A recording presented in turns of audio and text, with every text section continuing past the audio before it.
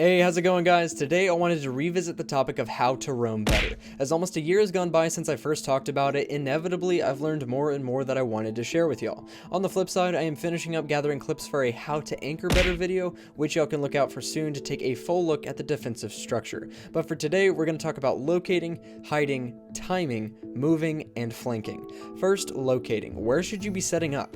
I've been starting to sit and wait of my opponent's first entry point. At the beginning of the game, you have more distant options than you do when the clock is winding down.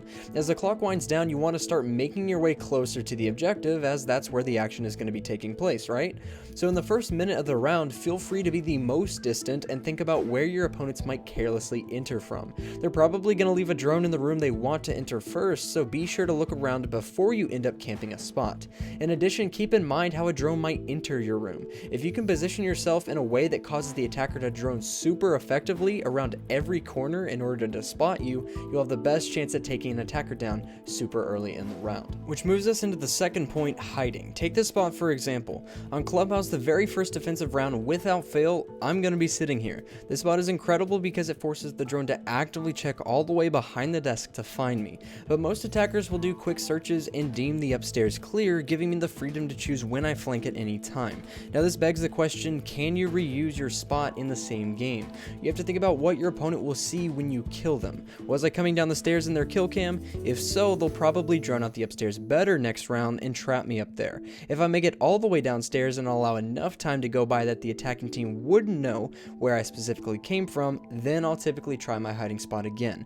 Be aware of this. As best as you can, try and mask where you came from, so that you waste even more of the opponent's time trying to find you in the next attack round. The true role of the roamer is to waste as much of the attacker's time as possible. This brings us to the third point, timing. When do you make the push? When is that perfect flanking opportunity? For the most part, you're gonna have to go by ear. If you're close to the action, you're gonna have to be extra quiet as you don't want to set off any alarm bells. Pay attention to specific sounds like thermite charges, Habana pellets, claymores, and hitting of barbed wire. It's important you make a mental note of where these sounds will occur at. Where was that barbed wire placed? If they're hitting it, then you know where to move to. Which side of the objective would thermite be breaching into, or what hatch is above the objective that they're opening with Habana? It's these types of questions I think about when trying to time my flank. If going by ear is hard for you, rely more on your anchors. That's one thing I'm going to talk about a lot in my anchor video, but the anchors need to be giving you a compass direction of which side the push is happening. As the clock winds down, you want to be able to make your way to that spot right as they start pushing. You want them to be in progress and distracted while you start to pick them off. There isn't really a specific time I stick to, but generally under a minute or so is when I start looking to pick some opponents off. Because if I kill one, they might call out and refocus on me rather than pushing the site.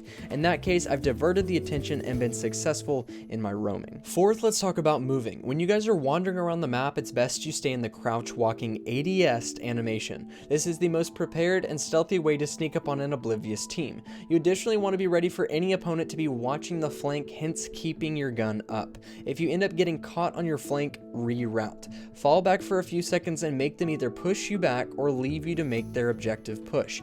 You're there to waste time and second to get kills. Now when y'all are moving, try and make as little noise as possible.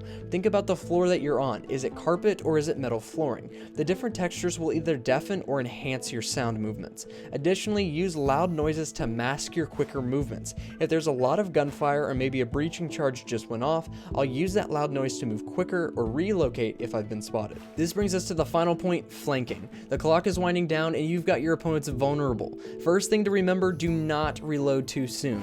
After you've gotten one kill, do not reload immediately. More than likely another attacker will be close by to try and refrag the dead attacker. Do not be caught with your pants down. If your flank has truly been successful, it shouldn't take you more than a few bullets to get the first kill, meaning you still have plenty in your magazine for another kill or two.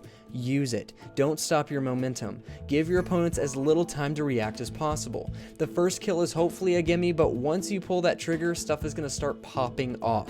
Be ready for for it and get more than just one kill. Now, if you're playing bomb and you kill the attacker with the diffuser, that's when you want to camp it and call out to your teammates to relocate. The objective no longer becomes the priority, so if it's safe for your teammates to relocate, have them start making their way over to it, as that's going to be the next site of action. Set up your cheeky little angle and listen for those approaching. Lock that diffuser down.